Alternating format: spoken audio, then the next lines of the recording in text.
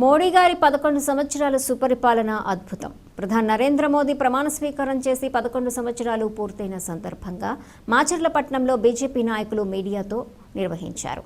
ఈ కార్యక్రమంలో పట్టణ అధ్యక్షుడు ఓర్సు క్రాంతికుమార్ మాట్లాడుతూ పల్నాడు అభివృద్ధికి మోడీ నగర జీవనోపాధి మిషన్ ద్వారా 4275 స్వయం సహాయక సంఘాలు ఏర్పాటు చేశారని, మరియు స్వచ్ఛ భారత్ మిషన్ ద్వారా 2249 మరుగుదొడ్లు నిర్మింపబడ్డాయని, ప్రధానమంత్రి ఆవాస్ యోజన కింద 10,443 ఇళ్లు మంజూరు చేయడం జరిగిందని తెలియజేశారు.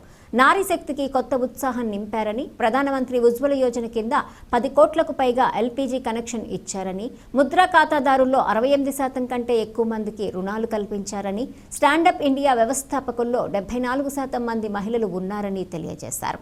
విశ్వనాయకుడు శ్రీ ప్రధానమంత్రి నరేంద్ర మోదీ గారు అని ప్రధాని తలపెట్టిన make in India, stand up India, made in ఇండియాలు మంచి ఫలితాన్ని ఇచ్చాయని, మొన్న జరిగినటువంటి ఆపరేషన్ సింధూర్ విజయవంతం చేశారని, అందులో భారతదేశంలో తయారైనటువంటి క్షిపణులు పాకిస్తాన్లోని పలు నగరాల్లో ధ్వంసం చేశాయని తెలియజేశారు. మోడీ 11 సంవత్సరాల పాలనలో అనేక పథకాలు ప్రజల కోసం ప్రవేశపెట్టారని కొనియాడారు. నిన్న 9వ తారీఖుతో ప్రమాణ స్వీకారం చేసి 11 సంవత్సరాలు పూర్తయిన సందర్భంగా ఈ ప్రెస్ మీట్ ఏర్పాటు చేసుకోవడం జరిగింది. మన ప్రీతం ప్రధాని గారు మన పల్నాడు అభివృద్ధికి అండగా నిలబడ్డారు.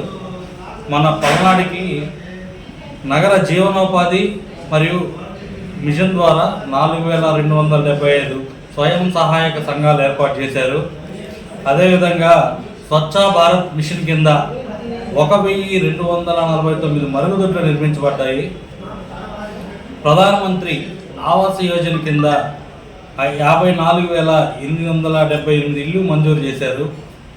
ప్రతి పేదవాడికి పక్కా ఇల్లుండాలన్న ఉద్దేశంతో ఈ ప్రధానమంత్రి ఆవాస్ యోజన కింద ఈ ఇల్లులు కేటాయించబడ్డాయి.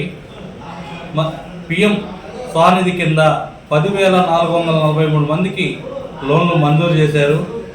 అదేవిధంగా అమృత పథకం కింద వివిధ ప్రాజెక్టులకు 32,222 కోట్లు సుమారు పల్నాడు జిల్లా అభివృద్ధికి మంజూరు చేశారు.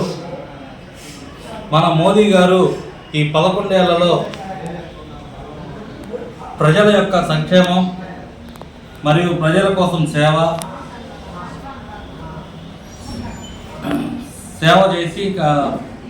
చేశారు. అదేవిధంగా నారీ శక్తికి కొత్త ఉత్సాహం కింద అనేక పథకాలు ఏర్పాటు చేశారు. మోదీ గారి ఈ 11 సంవత్సరాల పాలనకి వారు చేసినటువంటి సేవకి కృతజ్ఞతలు తెలుపుతూ సెలవు.